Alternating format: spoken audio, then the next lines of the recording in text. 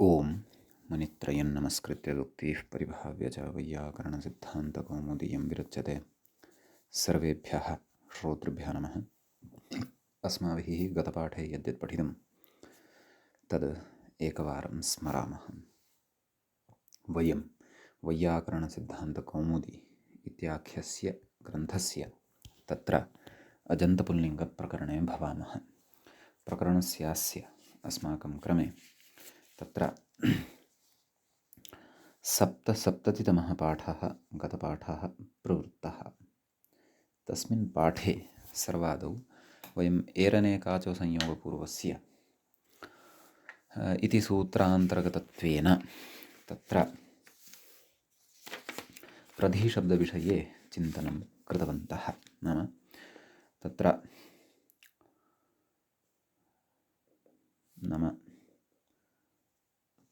प्रकृष्टाधिः यस्य इति पक्षे अपि तत्र प्रधि इति शब्दः सिद्धः भवति। तत्र अन्यत्वात् सुलोपः न भवति इति अस्माभिः पठितम्। अपि च प्रधिशब्दस्य तत्र कुमारिशब्दवद्रूपाणि अस्माभिः दृष्टानि। तदनन्तरं तत्र उन्नीः इति शब्दः अपि दृष्टः। तत्र उन्नयति इति उन्नीः धातुना संयोगस्य विशेषणात् इह स्यादेव यण् इत्युक्तम्। अतः उन्नी औ इत्यवस्थायाम् उन्नी इत्यत्र यः ईकारः तस्य यणादेशे सति उन्न्यौ इति रूपं भवत्येव इति तत्र उक्तं। बहुवचने तु उन्न्यः इति रूपं साधितं। ततः हे उन्नीः इति सम्बोधने उन्न्यम् इति द्वितीयायां सप्तम्याम् उन्न्याम् इति विशेषः दृष्टः। अन्यानि रूपाणि अस्माभिः अपि दृष्टानि साधितानि च। तदनन्तरं ग्रामणीशब्दविषये अस्माभिः चिन्तनं कृतं। तत्र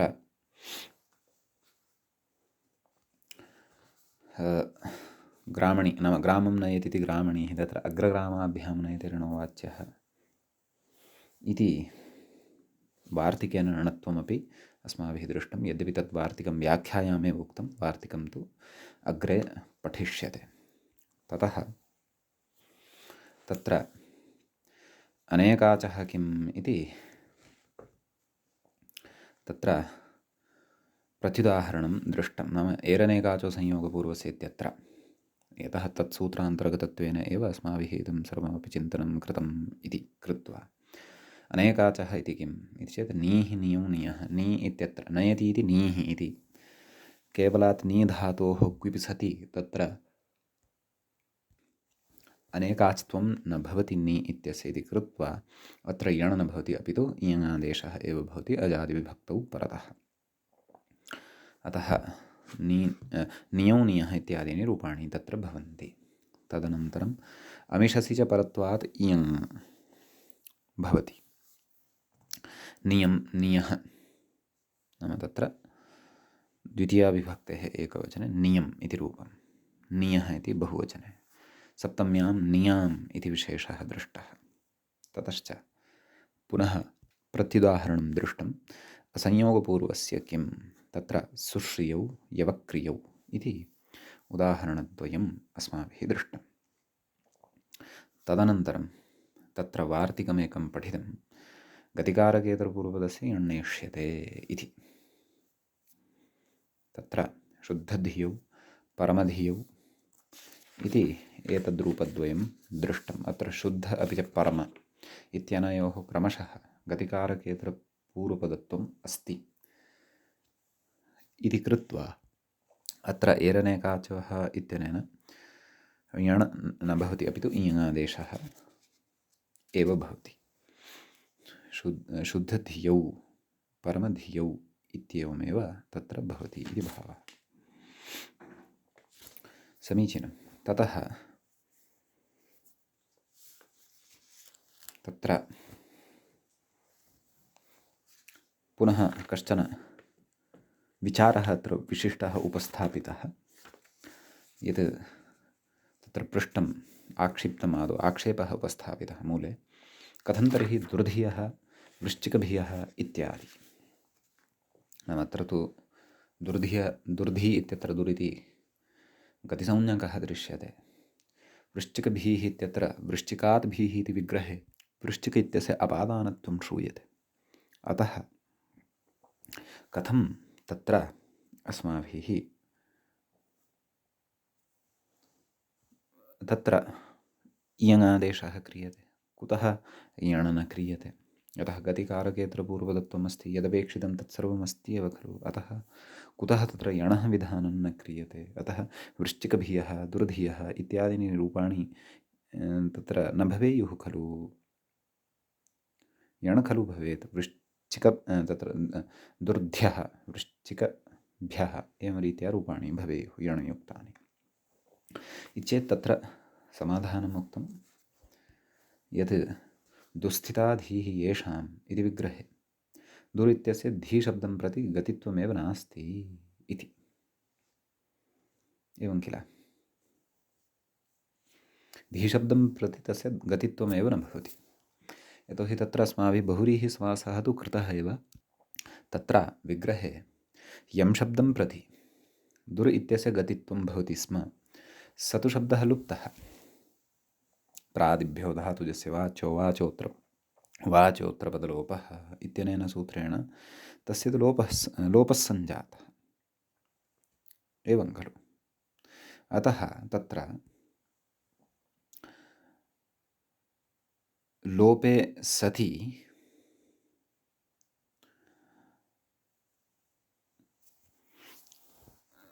तत्र भीशब्दः एवं धीशब्दः यः वर्तते तं प्रति दुर् इत्यस्य गतित्वं न भवति इति समाधानविचारे वयं स्मः। तत्र गतपाठस्य अन्ते व्याख्यायाः च पङ्क्तिः इत्थं पठिता। तत्र उक्तं ननु लुप्तस्य स्थिताशब्दस्य तत्र दुःस्थिताधीः एवं खलु विग्रहः कृतः। स्थिता इत्यस्य लोपः खलु विहितः वार्तिकेन, समासोऽपि विहितः। कथयति ननु लुप्तस्य स्थिताशब्दस्य क्रियाप्रवृत्तिनिमित्तकत्वात्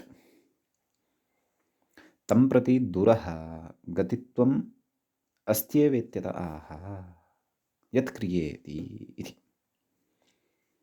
एवं खलु। नाम स्थिता इति शब्दः यः लुप्तः तं प्रति अस्य गतित्वं तु अस्ति एव दुर् इत्यस्य इति। एतावान् विषयः अस्माभिः तत्र गतपाठे पठितः।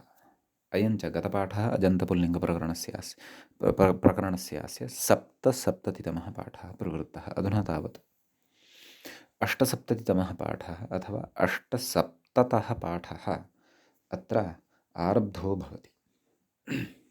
सम्यक्। तत्र अष्टसप्ततितमे पाठे अस्मिन्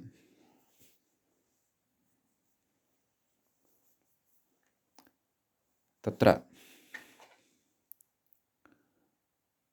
वयं दुःस्थिताधीः इति विग्रहे स्थिता इति शब्दस्य लोपः यः कृतः, तत्र स्थिता इति शब्दं प्रति एव दुर् इत्यस्य गतित्वं भवति, न तु धी शब्दं प्रति गतित्वं भवति इति यद् विवरणवाक्यं मूले उक्तं।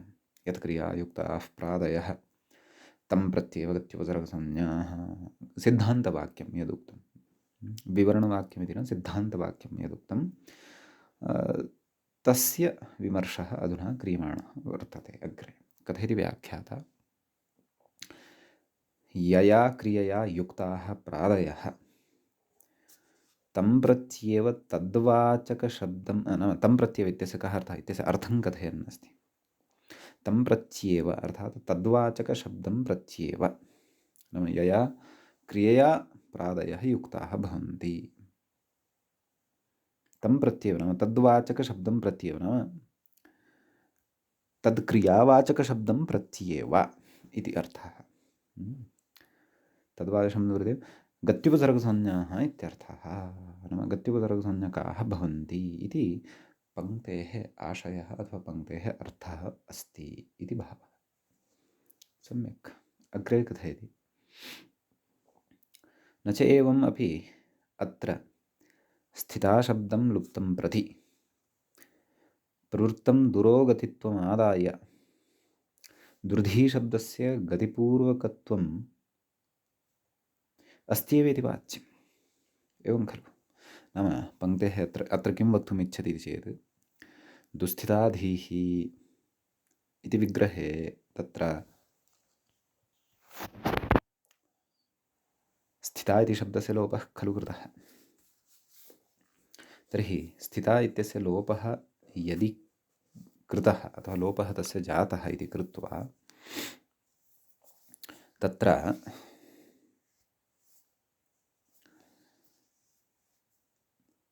स्थिताशब्दः लुप्तः तस्य लोपानन्तरम् अधुना तु धीशब्दं प्रति तस्य क्रियात्वं तस्य गतित्वम् अस्ति एव खलु। क्रियात्वम् इति न गतित्वम् अस्ति एव खलु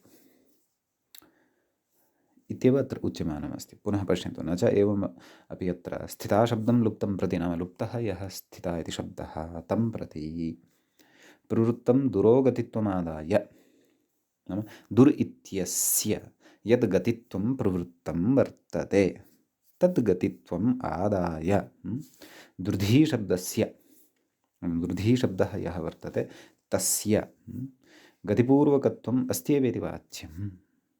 तस्य गतिपूर्वकत्वम् अस्ति एव। अधुना स्थिताशब्दस्तु नास्ति, धी इत्येव अस्ति इदानीं दुर् इत्यस्मात् परतः तद्धीशब्दं प्रति तस्य गतित्वम् अस्ति इति यदि भवान् वदति पूर्वपक्षी, तर्हि तथा न वक्तव्यं भवता तथा न वाच्यं।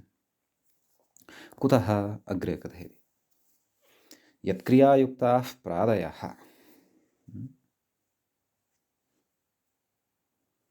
प्रादयः यत्क्रियायुक्ताः भवन्ति तत्क्रियावाचकं प्रत्येव गत्युपसर्गत्वम् इति। स्थिताशब्दः लुप्तः अङ्गीक्रियते, परन्तु तं प्रत्येव अस्य दुर् इत्यस्य गतित्वं भवति, अस्य प्रादेः दुर् इत्यस्य गतित्वं भवति। एवं खलु? न तु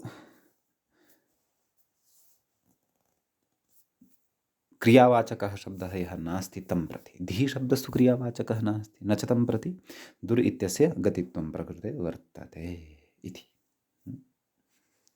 अतः धीशब्दं प्रति धीशब्दं प्रति गतित्वं दुर् इत्यस्य वर्तते इति तु न वक्तव्यं भवता। कथयति अग्रे तथाविधक्रियावाचकस्य एव च गत्युपसर्गकार्यम् इत्यर्थस्य विवक्षितत्वात् इति। एवं खलु? तथाविधक्रियावाचकस्य एव नाम क्रियावाचकः यः शब्दः वर्तते तादृशं प्रत्येव गत्युपसर्गत्वं गतित्वं वा उपसर्गत्वं वा तत्र प्रादिनां भवति इति भावः। सम्यक् प्रादिनां विवक्षितं वर्तते इति भावः। कुतः? अग्रे गच्छति यत्क्रियायुक्ताः इति प्रत्यासत्तिन्याये लभ्यम् इति। यत्क्रियायुक्ताः इति प्रत्यासत्या लभ्यते। प्रत्यासत्या नाम प्रसङ्गे तत्र प्रकरणे यत् प्रकरणे यः विचारः जायमानः वर्तते तस्य विचारस्य सिद्धान्तसामीप्यबलात् तत्र उपसर्गाः क्रियायोगे एवं खलु इति खलु उच्यते। उपसर्गाः क्रियायोगे नाम क्रियायाः योगे सत्येव एते प्रादयः उपसर्गसंज्ञकाः पुनश्च गतिश्च गतिसंज्ञकाः च भवन्ति। अतः तत्रत्य शास्त्रद्वारा इदं विवरणं तत्र प्राप्तं भवति। अयं सिद्धान्तः तत्र लब्धः भवति। प्रत्यासत्तिः नाम तदेव सिद्धान्तौचित्यम् अथवा सिद्धान्तः तत्र क्रिया तत्र सिद्धान्तद्वारा यद् अस्माकं कृते बोधितं नाम क्रिया या भवति तत् क्रिया सामीप्यम् अथवा तत् क्रियां प्रत्येव तत्र प्रादिनां गतित्वं भवति। एषा एव प्रत्यासत्तिः अत्र वर्तते। एषः सिद्धान्तः यः तत्र उपसर्गाः क्रियायोगे इत्यादिभिः नियमैः लभ्यते गतिश्च इति च वर्तते एवं खलु। तेन यः सिद्धान्तः लभ्यते सा एव अत्र प्रत्यासत्तिः इति विवक्षिता वर्तते। सम्यक्। ततः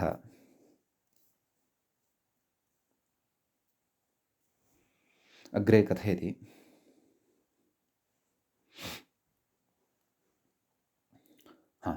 तर्हि एतावता तु दुःस्थिता इत्यत्र उक्तं। दुःस्थिता धीः इत्यत्र समाधानम् उक्तं।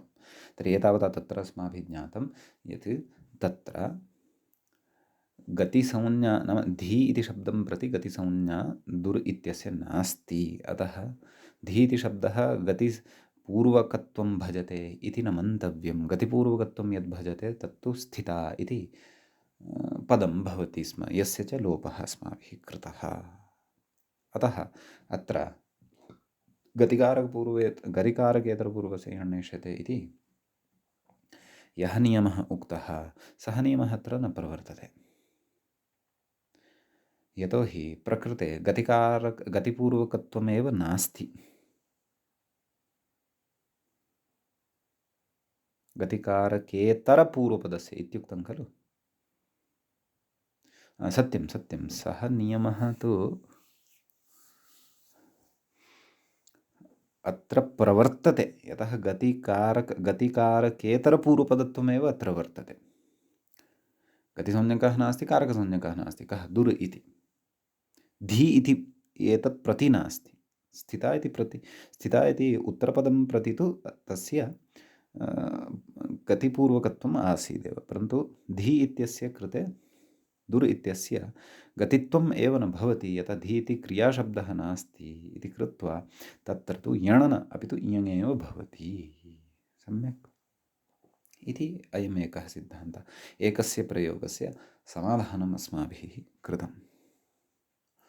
अधुना अग्रे अत्र उच्यमानं वर्तते वृश्चिकभियः इति।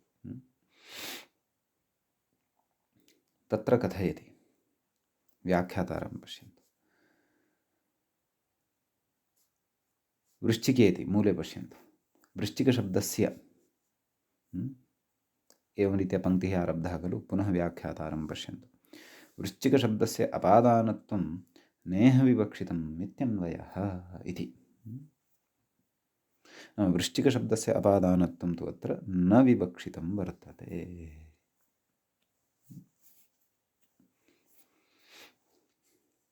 कुत इत्यतः एवं खलु पूर्वं वृश्चिकात् भीः इति वृश्चिकशब्दस्य अपादानत्वं स्यात्। भीः शब्दयोगे अपि अपादानत्वं भवति, यस्मात् यः भयहेतुः भवति। भीत्रार्थानां भयहेतुः इति खलु उच्यते। भयहेतुः अपि अपादानं भवति। अतः भयहेतुः वृश्चिकः अस्ति, अतः तस्य अपादानत्वं वर्तते, अतः तत्कारकं वर्तते। अतः कारकपूर्वकत्वं तत्र भी शब्दस्य वर्तते, वृश्चिकभी इति शब्दे। अतः भी इत्यस्य तत्र गतिकारकेतर पूर्वपदानां यणनेष्यते एवं खलु उक्तम्। तर्हि प्रकृते इदानीं वृश्चिक इति यः शब्दः वर्तते सः कारकेतर नाम तस्य कारकत्वं नास्ति एवं खलु। तदेव खलु अत्र उच्यमानं वृश्चिकशब्दस्य अपादानत्वं नेह विवक्षितमित्यन्वयः। नाम तस्य अत्र अपादानकारकत्वं न विवक्षितम् अस्ति। कुत इत्यतः नाम किमर्थं न विवक्षितम् इति चेत् तत्र अग्रे उच्यते बुद्धीकृतमिति। नाम वृश्चिकशब्दस्य बुद्धीकृतम् अपादानत्वं नेह विवक्षितम्। नाम बुद्धीकृतम् अपादानं यद्वर्तते तत्तु अत्र न विवक्षितम् एवं किल। बुद्धीकृतम् अपादानं नाम बुद्ध्या अपादानत्वं तस्य मन्यते, यस्मात् भीतिः भवति इति। यद्यपि अपादानस्य लक्षणम् उच्यते ध्रुवमुपाय्यपादानम् इत्यत्र, तत्र तस्मात् पार्थक्यं न भवति। तस्मात् नाम यथा वृक्षात् पत्रस्य पार्थक्यं भवति, तद्वत् यस्य सकाशात् भीतिः जायते तस्मात् पार्थक्यं न भवति खलु। अतः तत्र बुद्धिकृतम् अपादानम् उच्यते। तद् बुद्धिकृतम् अपादानम् इत्युच्यते। नाम बुद्धौ अपादानं कल्प्यते तस्मात् इति भावः। यतः तस्मात् अपायः कस्यापि वस्तुनः जायमानः अस्ति इति न भवति। कथयति बुद्धिकृतं, कथयति बुद्धिकृतमिति, कथयति आरोपितम् इत्यर्थः। बुद्धिकृतम् इत्यस्य को अर्थः आरोपितं, नाम आरोपितम् अपादानत्वं नेह विवक्षितम्। अग्रे कथयति अपादानत्वं हि विशेषावधित्वम्, एवं किल कारकेषु पठिष्यते। अपाये यद्ध्रुवम् अवधिभूतं तस्य अपादानसंज्ञा भवति इति अग्रे वक्ष्यते। अतः अपादानं यद्भवति तत्तु तद्धि विश्लेषावधित्वं भवति। एवं खलु विश्लेषः यत्र जायमानः भवति कस्माच्चित्, यथा पत्रं वृक्षात् पतति, तत्र वृक्षः यः वर्तते तस्य अपादानसंज्ञा इत्युच्यते, यस्मात् अपायः जायते। कथयति अग्रे न ह्यत्र वृक्षात् पर्णं पतति इत्यत्र पर्णविश्लेषे वृक्षस्य इव भयविश्लेषे वृश्चिकस्य अवधित्वम् अस्ति। नाम वृक्षात् पर्णं पतति, यस्मात् पतति, यस्मात् पार्थक्यं प्राप्नोति तस्य अवधित्वं वर्तते, अतः तस्य अपादानत्वं भवति। तद्वत् प्रकृते वृश्चिकात् यथा नाम यथा वृक्षात् पर्णस्य पातः अथवा पार्थक्यं भवति, तद् वृश्चिकात् तत्र किमपि पार्थक्यं न खलु जायमानं वर्तते भयविश्लेषे सति। तद्वत् कापि स्थितिः अत्र नास्ति।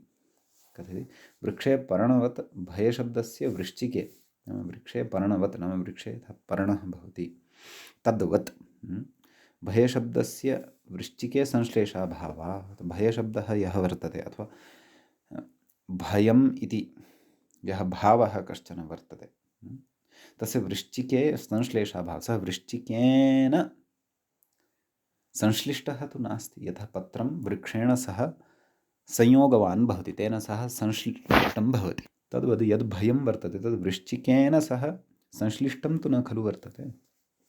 कथयति संश्लेषपूर्वकत्वात्।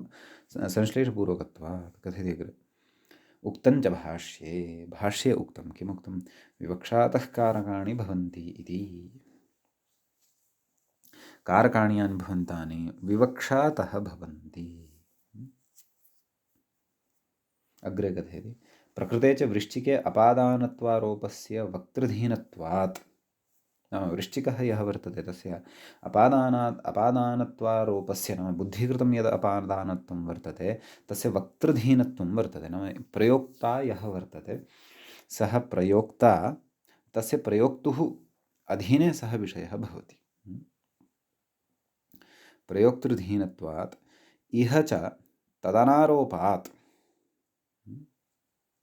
नाम तस्य बुद्धिकृतस्य अपादानत्वस्य वृश्चिके आरोपः नास्ति, तदनारोपः एव वर्तते। नाम वक्तुः नेच्छति तस्य अपादानत्वेन प्रयोगं, तर्हि कथम् इच्छति? कथयति सम्बन्धमात्रविवक्षया, सम्बन्धमात्रविवक्षामेव सः वृश्चिकः यः वर्तते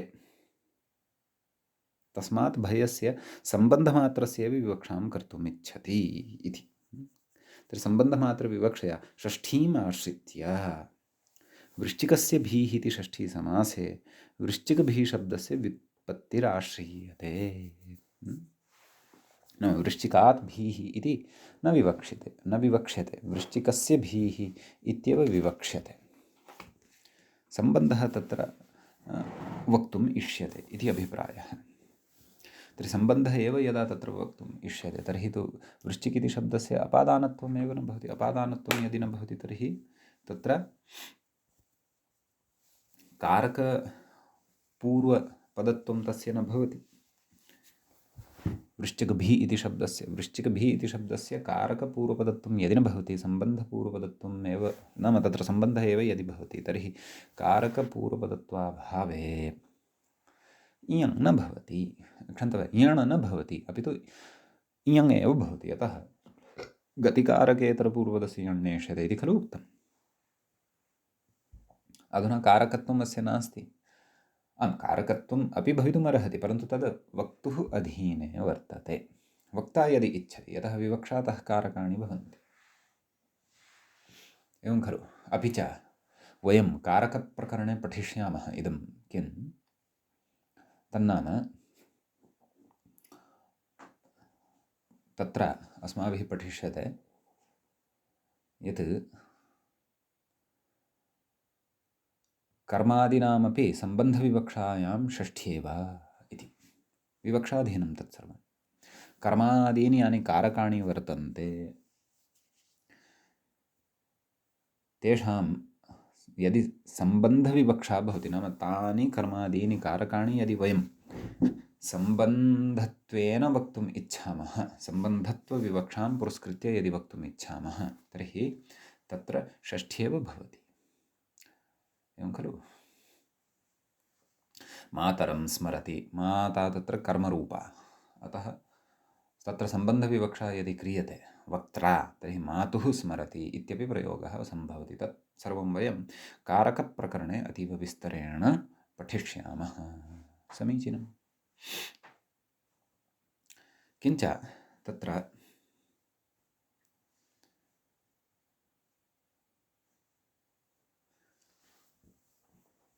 कथयति अग्रे, ततश्च कारकेतरपूर्वकत्वात्, नाम कारकत्वम् अधुना अस्य नास्ति, अपि च इदमपि स्मरन्तु, कारकत्वम् अपि भवितुमर्हति, परन्तु विवक्षाधीनं तत्। परन्तु कारकपूर्वपदत्वम् अत्र नेष्टं, नाम अपादानत्वमत्र न विवक्षितं, सम्बन्धः एव विवक्षितः। सम्बन्धश्चेत् तर्हि तत्र तु षष्ठी भवत्येव। प्रथमतया यदि भवन्तः एतादृशं विचारं शृण्वन्तः सन्ति, तर्हि कारकप्रकरणं प्रतीक्षणीयं। तत्र इतोपि अस्माभिः विस्तरेण सूक्ष्मतया च विचाराः अन्येपि पठिष्यन्ते। सम्यक्। कथयति, ततश्च कारकेतरपूर्वकत्वात् नात्र यण् इति भावः। उक्तमेव खलु, गतिकारकेतरपूर्वपदस्य यण् नेष्यते, तत्र यण् न भवति इति। कथयति, न च वृश्चिकभीः इत्यादौ बुद्धिकृतम् एव अपादानत्वमादाय पञ्चमी उपपत्तेः भीत्रार्थानां भयहेतुः इति व्यर्थमिति वाच्यम्। नाम वृश्चिकभीः इत्यादौ बुद्धिकृतम् एव अपादानत्वमादाय, नाम बुद्धिकृतम् अपादानत्वं यदि सम्भवति, तर्हि तु ध्रुववायपादानम् इत्यनेन एव तत्र वृश्चिकादीनाम् अपादानत्वं भवति। चोरात् भयं, चोरभयम् इत्यादिषु अपि। पञ्चम्युपपत्तेः, नाम पञ्चमी तत्र उपपद्यते एव अपादाने पञ्चमीति कृत्वा, भीत्रार्थानां भयहेतुः इति व्यर्थमिति। तर्हि भीत्रार्थानां भयहेतुः इति यद् अपादानत्वम् उक्तं प्रकारान्तरेण, तत्तु व्यर्थम् इति न वाच्यम्, इति न वक्तव्यं। कुतः न वक्तव्यं? तस्य सूत्रस्य भाष्ये प्रत्याख्यातत्वेन इष्टापत्तेरित्यलम्। नाम भीत्रार्थानां भयहेतुः इति सूत्रं भाष्ये प्रत्याख्यातं वर्तते। तत्र अपादानत्वमेव वक्तव्यमिति चेत् बुद्धिकृतमपादानं पुरस्कृत्य ध्रुववायेपादानम् इत्यनेन एव वृश्चिकचोर इत्यादीनां येभ्यः भीतिः भवति, ये भीतेः हेतवः भवन्ति, तेषाम् अपादानसंज्ञा बुद्धिकृतमपादानं पुरस्कृत्य उक्ता वर्तते भाष्ये। समीचीनम्। अतः तत्र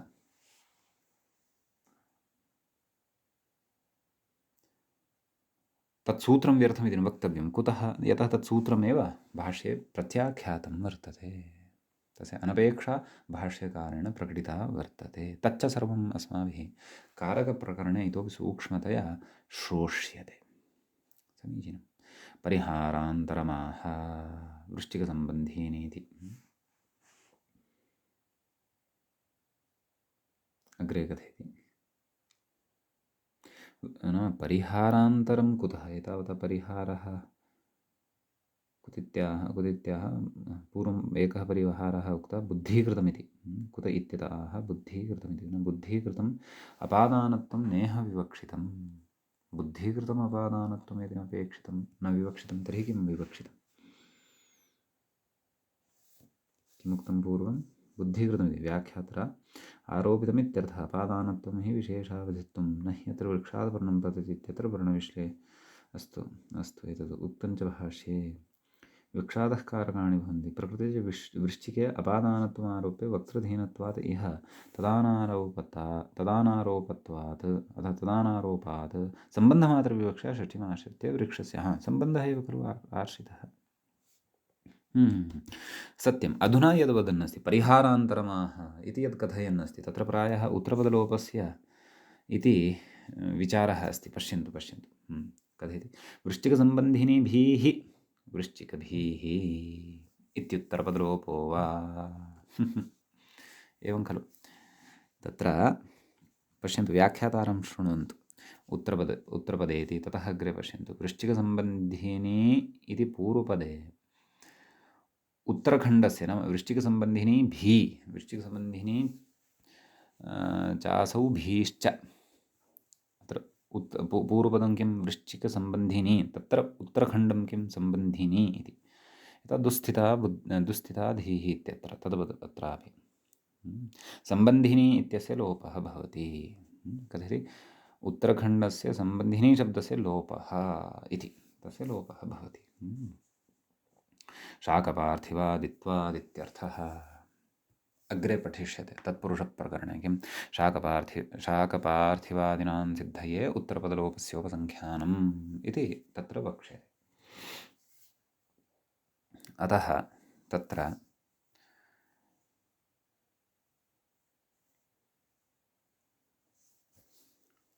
तेन वार्तिकेन तस्य लोपः क्रियते।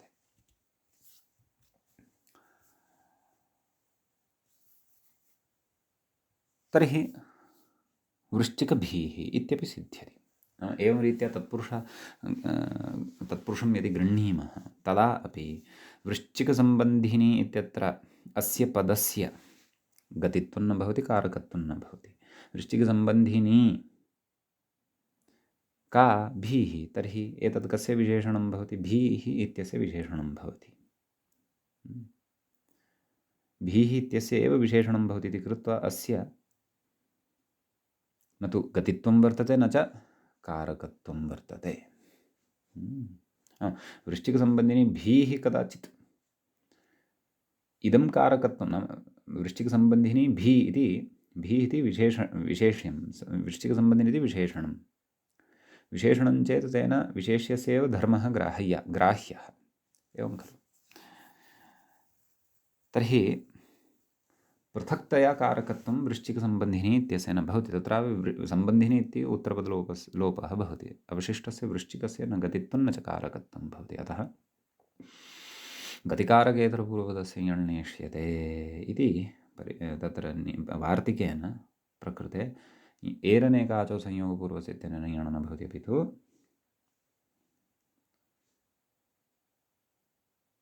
तत्र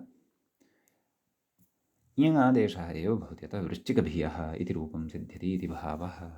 सम्यक् इति एतावान् विशेषः तत्र अस्मिन् विचारे वर्तते। सम्यक् गतिकारकेतरपूर्वपदस्य यण्णेष्यते इति वार्तिकसम्बद्ध एव अयं विचारः अस्माभिः अत्र दृष्टः। विचारस्य पूर्णतया अवगमनाय किञ्चित् वा अत्र यथा अस्माभिः मध्ये समासविचाराः कृताः, कारकविचाराः कृताः, अतः उभयोः अपि नाम उत्तरपदलोपः, कर्मधारयः, तत्पुरुषः, बहुव्रीहिः वा, एतेषां तत्र किञ्चित् सामान्येन परिचयः अस्माकम् अपेक्षितः भवति।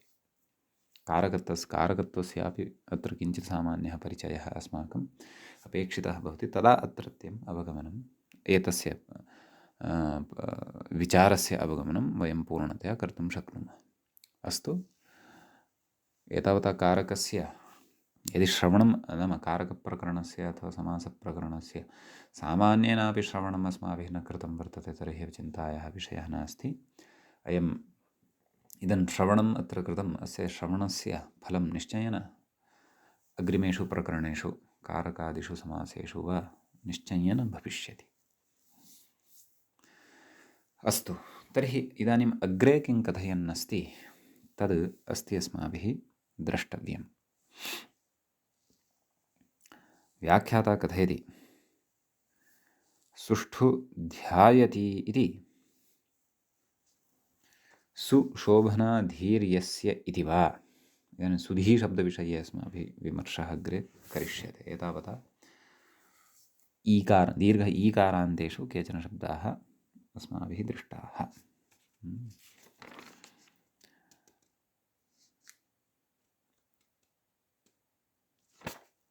अग्रे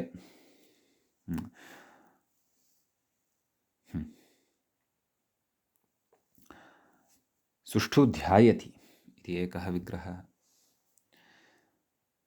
शोभना सु अर्थात् शोभना इत्यस्मिन् अर्थे सु इति प्रादिः प्रयुज्यते। शोभना धीर्यस्य इति वा विग्रहे सुधी शब्दः नाम इति, अथवा अस्मिन् विग्रहे सुधी इति शब्दः तत्र सिद्धः भवति। सम्यक्।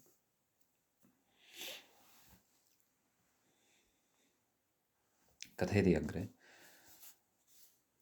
सुष्ठु ध्यायति इत्यस्मिन् अर्थे तु तदेव, ध्यायतेः सम्प्रसारणं च इति पूर्वमस्माभिः यथा प्रधिशब्दः साधितः खलु तद्वदेव सिद्ध्यति।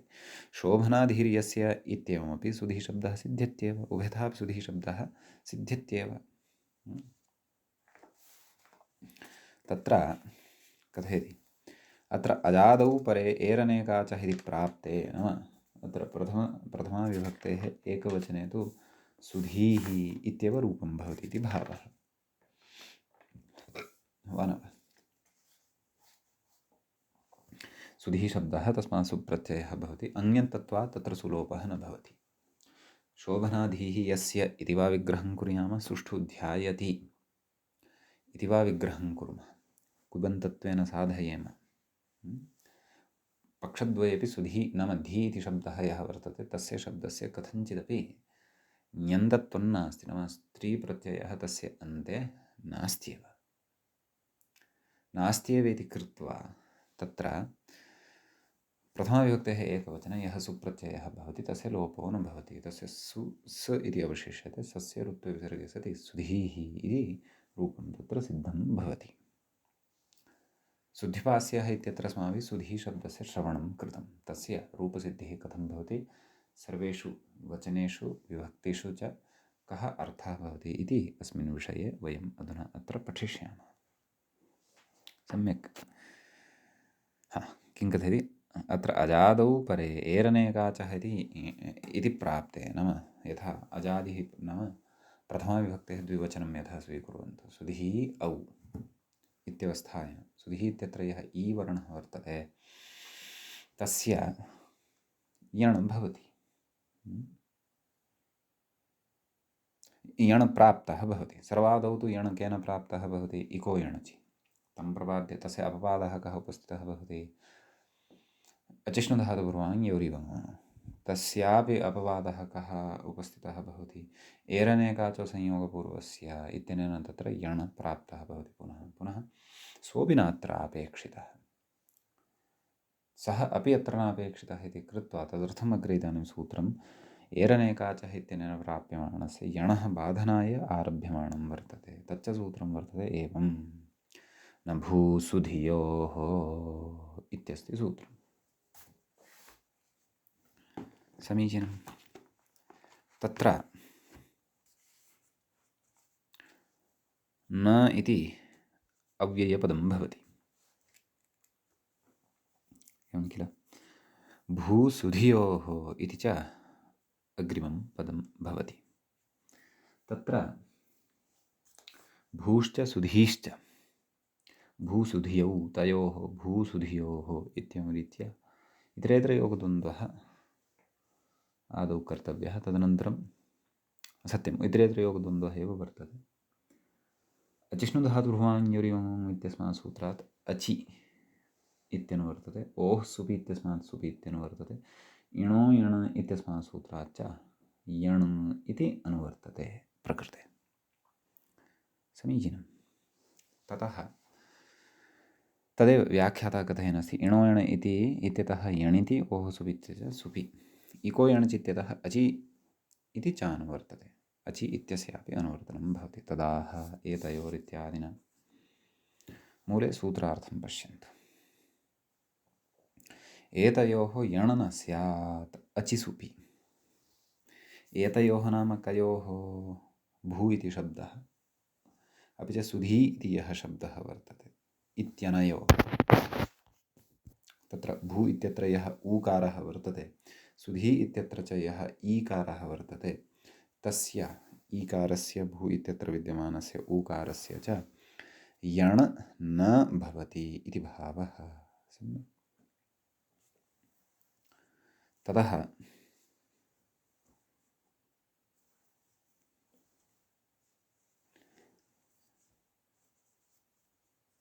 व्याख्याता कथयति अग्रे एतयोः इति सूत्रोक्तभूसुधियोः इति भूसुधियोः परामर्शः नाम तौ अत्र अवगन्तव्यौ इति सूत्रार्थकरणसमये अचीति अजादौ इत्यर्थः नाम अजादिविभक्तिः यदा परतः भवति तदा तदा अजादिः सुप् यदा परतः भवति तदा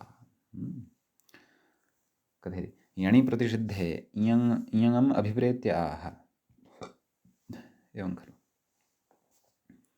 नाम यण तु यणः निषेधः जातः एरनेकाचो संयोगपूर्वस्य इत्यनेन यः यण प्राप्यमाणः आसीत् तस्य निषेधः एतेन न भूसुधियो इत्यनेन कृतः तर्हि तस्य निषेधः यदि कृतः तर्हि अधुना सः अत्र भवितुम् अर्हति अतः तदैव कथयन्नस्ति यणि प्रतिषिद्धे इयङम् अभिप्रेत्य तर्हि नाम इयं तु तत्र भवितुम् अर्हत्येव इति इत्यतः आह न अभिप्रेत्य आह सुधियौ इति नाम सुधिः द्विवचने औ इति प्रत्ययः भवति एरनेकाचो इत्य क्षन्तव्यः अजिष्णुधातुभ्रुवाङ् इत्यनेन तत्र इयङादेशः भवति सुध इय औ सुधियौ इति रूपं च तत्र सिद्धं भवति सम्यक्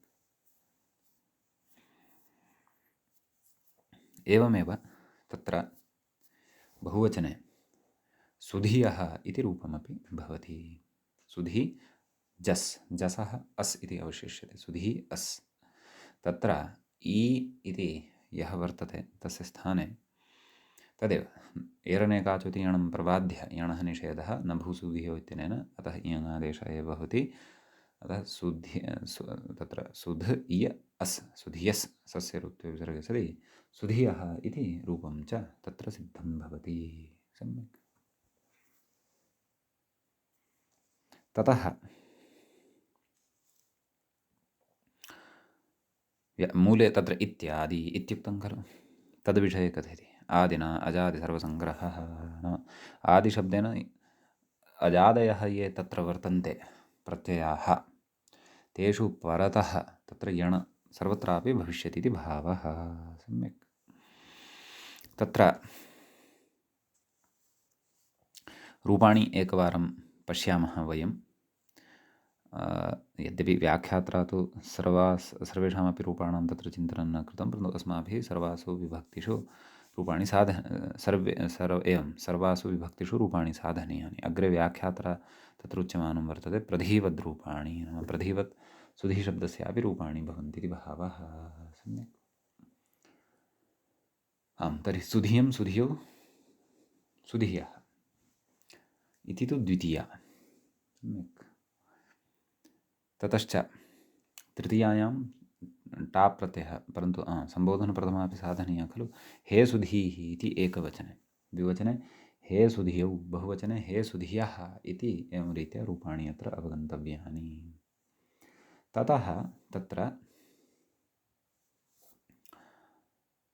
द्वितीया उक्ता सुधियं सुधियौ सुधियः इति तृतीयायां रूपाणि भवन्ति सुधिया सुधीभ्यां सुधीभिः अत्रापि इयङादेशः चतुर्थ्यामपि इयङादेशः सुधिये सुधीभ्यां सुधीभ्यः पञ्चम्यामपि इयङादेशः सुधियः सुधीभ्यां सुधीभ्यः परन्तु पञ्चमी एकवचने एव न तु द्विवचने न च बहुवचने अतः अजादिप्रत्ययपरतः एव इयङादेशः षष्ठ्यां सुधियः सुधियोः सुधियाम् इति तत्रापि इयङादेशः सुधियाम् इति सप्तम्यां सुधी इयङादेशः भवति सुधी सुधियोः सुधीषु इत्येवं रीत्या तत्र सुधि इत्यस्य शब्दस्य रूपाणि अत्र ज्ञेयानि इति भावः सम्यक् अग्रे तत्र कथयति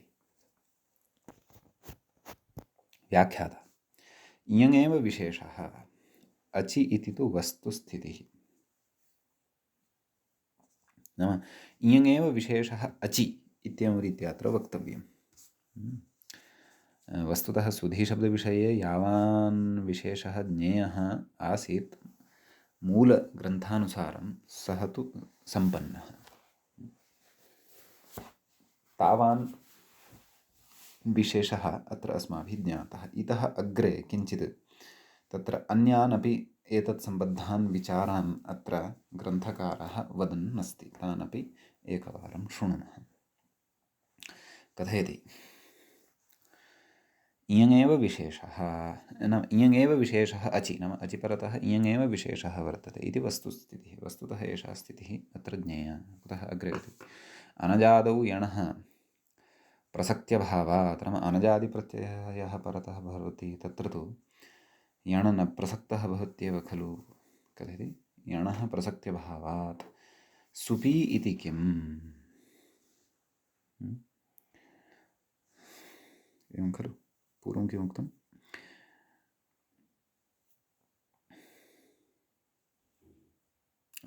इयङेव विशेषः अचि इति वस्तुस्थितिः। अग्रे किं वदन् अस्ति? अनजादौ यणः प्रसक्त्यभावात्। अनजादिः प्रत्ययः यः वर्तते तत्र तु यणः प्रसक्तिरेव न भवति। अत्र पूर्णविरामस्य अपेक्षा अस्ति वा इति भाति। अनजादौ यणः प्रसक्त्यभावात् इति भवतां पुस्तके अस्ति चेत् सम्यक् मया स्थाप्यमानमस्ति सद्यः। पश्यामः अग्रिमपङ्क्तेः समन्वयनं कृत्वा। ततः अग्रे प्रत्युदाहरणं पृच्छन्नस्ति। सुपि इति किम्? सुपि इति कुतः उक्तम्? अचि सुपि इति उच्यमानं वर्तते खलु। इति कुतः उक्तम् इति चेत् अग्रे कथयति सुधीभिः उपास्यः सुध्युपास्यः।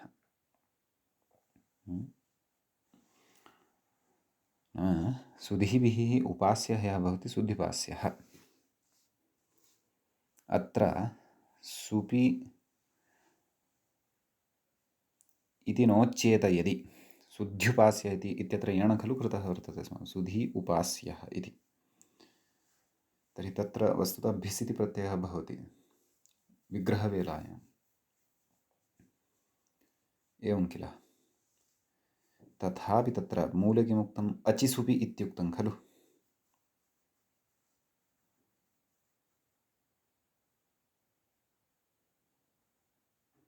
वा न वा?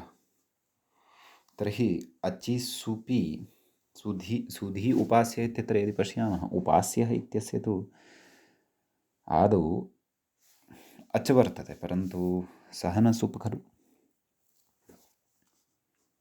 वा न वा? अस्तु पश्यामः अग्रे किं कथयति। वस्तुतस्तु सुपि इति नानुवर्तनीयम्। सुपि इत्यस्य अनुवृत्तिः अत्र नैव कार्या। एरनेकाचः इति यणः यत्र न प्रसक्तिः नाम एरनेकाचसंयोगपूर्वस्य इत्यनेन यः यण प्राप्तः भवति सः अत्र न प्रवर्तते। तस्य अत्र प्रसक्तिरेव नास्ति।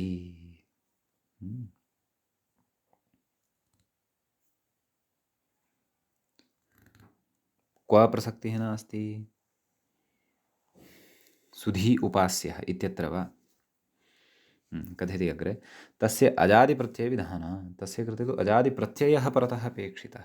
सत्यं सत्यं कथयति उपास्यशब्दस्य प्रत्ययत्वाभावात्। परन्तु उपास्यशब्दः यः वर्तते तस्य तु प्रत्ययत्वं नास्ति। वा न वा? उपास्यशब्दस्य तु प्रत्ययत्वं नास्ति एव।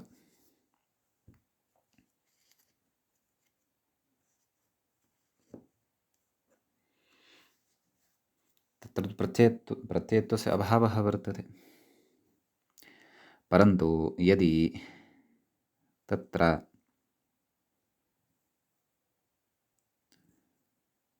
नाम सुपि इत्यस्यापि अनुवर्तनं यदि क्रियेत तर्हि सुधीभिः उपास्यः इत्यत्र यण न स्यात्। परन्तु तेनैव यण वक्तव्यः इति कुतः?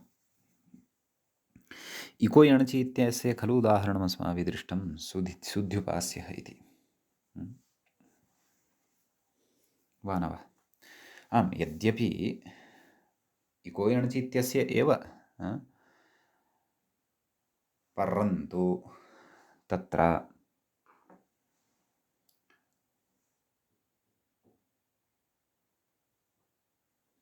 नाम तत्रापि काचित् प्रक्रिया वर्तते।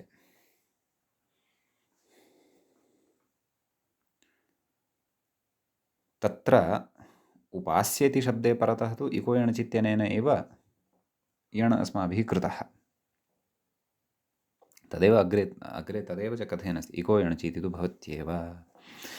परन्तु सुधीशब्दात् यदा औ इति प्रत्ययः परतः भवति अचि सुप् यदा परतः भवति तदा तत्र यण नापेक्षितः।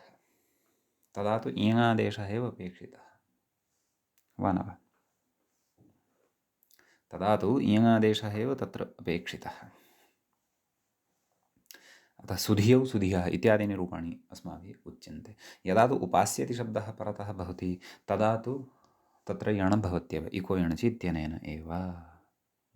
तर्हि पूर्वं किमुक्तं पश्यन्तु पुनः। आदौ सुपि इति किम् इति उदाहरणं दत्तं। सुधिभिः उपास्यः सुध्युपास्यः। उपास्यः इत्यस्य सुप्तो नास्ति। सुप्तो नास्ति इति कृत्वा प्रकृते यणपि न भवति। केन? एरनेकाचः नाम नाम तत्र निषेधोऽपि न भवति। कस्य? न भूसुधियोः इत्यनेन यः यण् विधीयते तस्य निषेधः अपि न भवति इति। यतः सुप् परतः नास्ति। निषेधः न भवति यदि तर्हि तत्र इको यणचि इत्यनेन यणसावकाशः भवति इति भावः। सम्यक् तदेव कथयति। इति यणो ह्यत्र न प्रसक्तिः एतदुक्त्वा तदनन्तरं कथयति वस्तुतस्तु सुपीति नानुवर्तनीयम्। एरनेकाचः इति यणः तत्र न प्रसक्तिः तस्य अजादिप्रत्ययविधानात् नाम अजादिप्रत्ययः परतः अपेक्षितः भवति। उपास्यशब्दस्य प्रत्ययत्वा भावात् उपास्यशब्दः यः वर्तते तस्य तु प्रत्ययत्वं नास्ति एवं खलु। अतः तत्र इको यणचि इत्यनेन एव यण् वक्तव्यः। तदेव अग्रे कथयन्नस्ति। इको यणचि इति तु भवत्येव। कुतः? अनन्तरस्य इति न्यायेन एरनेकाचः ओ सुपीति विहितयणः एव प्रतिषेधात्। अनन्तरस्य विधिर्वा भवति प्रतिषेधो वा इति कश्चन न्यायः वर्तते। एवं खलु। इति न्यायबलात् तत्र एरनेकाचो संयोगपूर्वस्य इति यद्वर्तते ओः सुपि इति च यद्वर्तते इति विहितयणः एव प्रतिषेधः भवति। सम्यक्। तत्र इको यणचि इत्यनेन यः यण् विहितः तस्य तु प्रतिषेधः न भवति।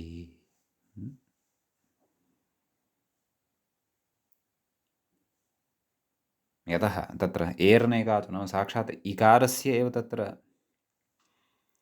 विधानं वर्तते।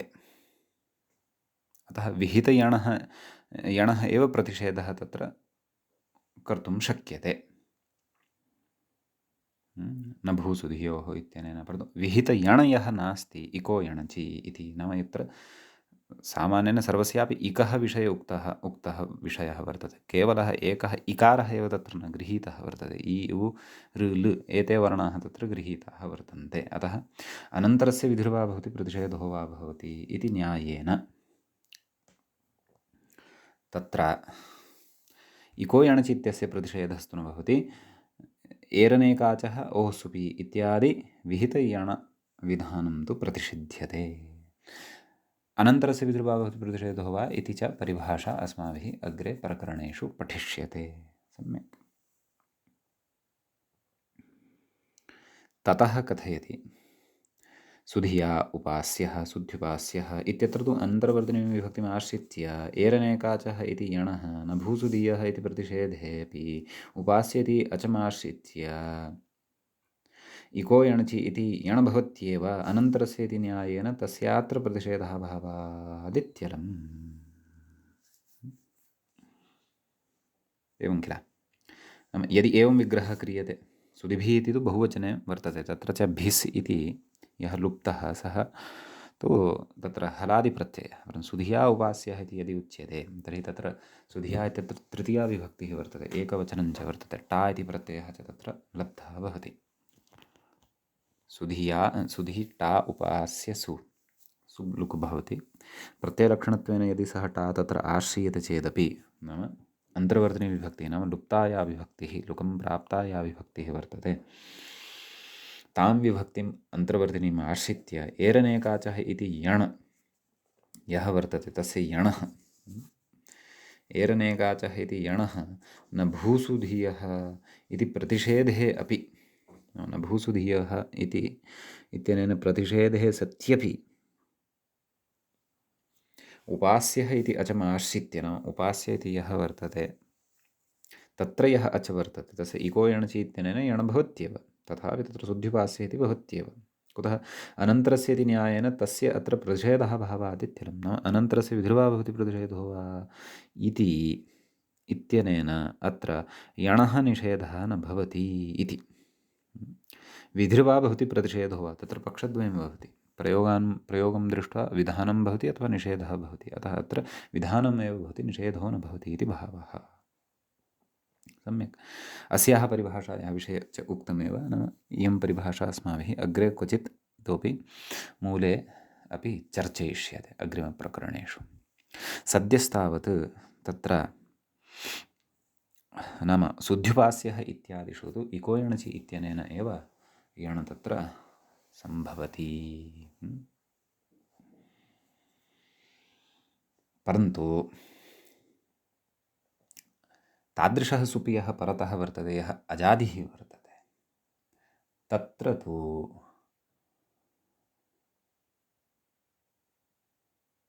एरनेकाचः इत्यनेन यण् न भवति, अपि तु इयङादेश एव भवति इति भावः।